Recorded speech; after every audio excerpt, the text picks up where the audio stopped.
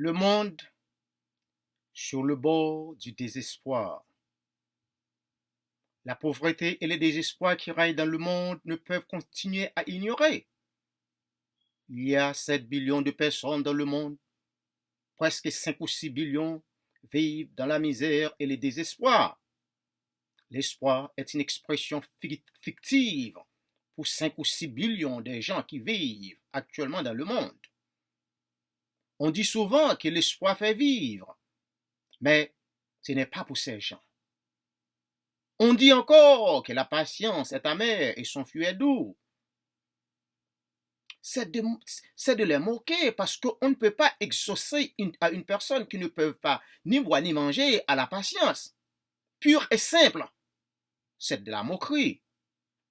La misère, la maladie, la haine, la violence et les comportements abusifs conduisent à plus que 80% de la population mondiale au bord du gouffre.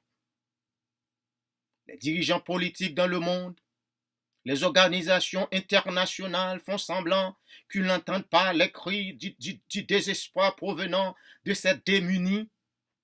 En effet, tout le monde touche par l'austérité, mais les plus faibles sont sur le point de périr.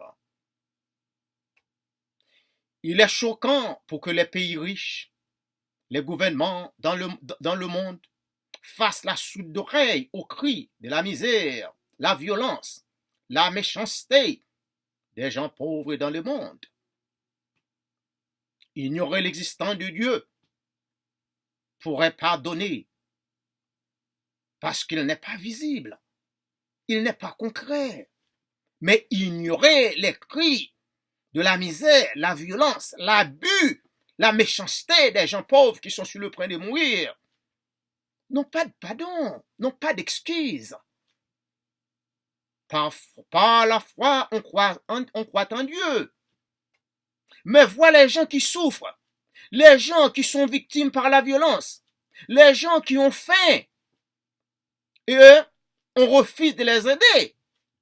Cela est vraiment un crime impardonnable. Je comprends, on ne doit rien aux gens qui souffrent. Je comprends qu'on n'est pas le bon Dieu.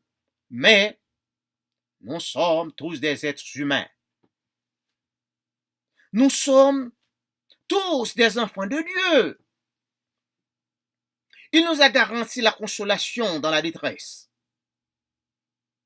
Mais pourquoi ne veut-on pas faire comme l'Éternel? 2 Samuel 22, verset 3 déclare: Dieu est mon rocher, où je trouve un abri, mon bouclier et la force qui me sauve, ma haute retraite et mon refuge. Ô mon sauveur, tu me garantis de la violence. Le monde est sur le bord de la délinquance. Il faudrait une radiographie de l'âme pour pouvoir découvrir pourquoi l'homme devient si méchant, si égoïste.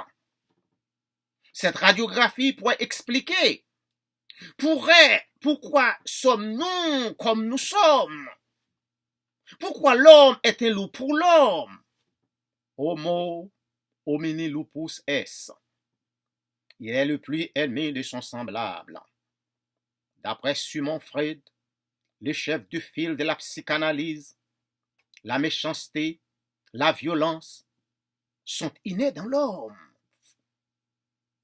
Il disait, en parlant de Sigmund Freud, l'homme est par instinct de naître doté d'une forte somme d'agressivité. Depuis le monde est monde, l'homme est mauvais, pervers, et cela fut la cause des délices de Noé. La méchanceté de l'homme a poussé l'Éternel à détruire. Malgré cela, l'homme continue à vivre dans la perversité. Comme j'ai dit, la méchanceté de l'homme a poussé l'Éternel à détruire le monde. Et malgré cela, l'homme continue toujours à vivre dans la méchanceté, dans la perversité. Il ne respecte pas le nom de l'Éternel. Il n'a aucune crainte pour le nom de l'Éternel. À l'époque de Noé, les hommes avaient rempli la terre de violence, ce que les hommes de nos temps, de nos jours, continuent encore à faire. Genèse 6, versets 11 et 13 expliquait: la terre était corrompue devant Dieu, la terre était pleine de violence. Dieu regarda, la terre était pleine de violence. Dieu regarda la terre et voici, elle était corrompue, car toute chair avait corrompu sa voie sur la terre. Alors, Dieu dit à Noé: la fin de toute chair est arrêtée par devant moi, comme ils ont rempli la terre de violence. Voici, je vais les détruire avec la terre. L'Éternel crie à l'homme pour qu'il soit sacré pour l'homme. S'il veut vivre selon la loi des dieux, il pourrait être un Dieu pour son semblable. Malheureusement, il préfère de vivre à la manière de Lucifer. Il choisit le diable pour son père. Il est honnête sans scrupule. Il poursuit ses intérêts au détriment des autres. Dieu avait créé un être parfait, un être de bonté, un être obéissant. Caecilius et Statius, Fabula et Cognita mentionnait: l'homme est un Dieu pour l'homme s'il connaît son propre devoir. Homo homini Deus est, scissium officium siat. Il n'y a rien de mal de travailler dur pour avoir des millions de dollars pour mieux vivre sur la terre. Mais il ne faut pas que ces millions de dollars deviennent un Dieu pour toi, ou pour vous, ou pour nous. Avoir une maison construite en or ou en diamant n'est pas un péché. Mais si on l'adore comme une statue, c'est un péché. Exaltant un tel comportement est une manque de civilité. Et cela pourrait conduire quelqu'un à la violence, à l'arrogance et à la jalousie. C'est comme on exale la virulence d'un microbe. Il faut éviter que la richesse exale son rancœur, sa méchanceté. Dès qu'on puisse contrôler la richesse, elle n'est pas un mauvais maître. Il faut penser que nous sommes en transit sur la terre. Il y aura un jour où nous devrions atteindre notre destination finale.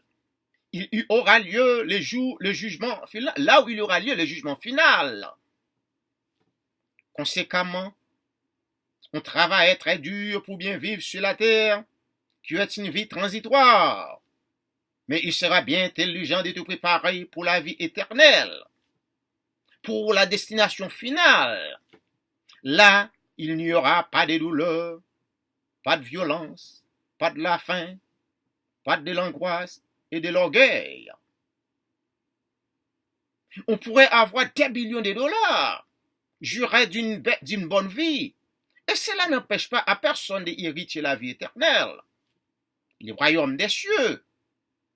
Alors, avoir le pouvoir politique n'empêchera personne d'entrer dans le royaume des cieux. Cependant, il faut savoir bien diriger.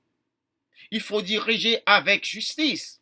Il faut gouverner avec justice, comme je dis, de bien diriger, avec compassion et l'amour d'autrui. L'abus du pouvoir est contre la volonté de Dieu. L'abus des biens sociaux, la confiance du peuple sont contre la volonté, les commandements de Dieu. Ceux qui utilisent le pouvoir nuisiblement ou d'une manière insensée sont péchés contre les principes de l'Éternel. Les acteurs politiques doivent faire un effort pour transformer les destins des peuples, doivent respecter les droits des peuples. Et le bon Dieu va prendre bonne note de cela. 1 Timothée 6, verset 17 a déclaré: recommande aux riches du présent siècle de ne pas être orgueilleux et de ne pas mettre l'heure et de ne pas mettre les espérances dans les richesses incertaines, mais de la mettre en Dieu qui nous donne avec abondance pour toutes choses, pour que nous en jouissions. Merci.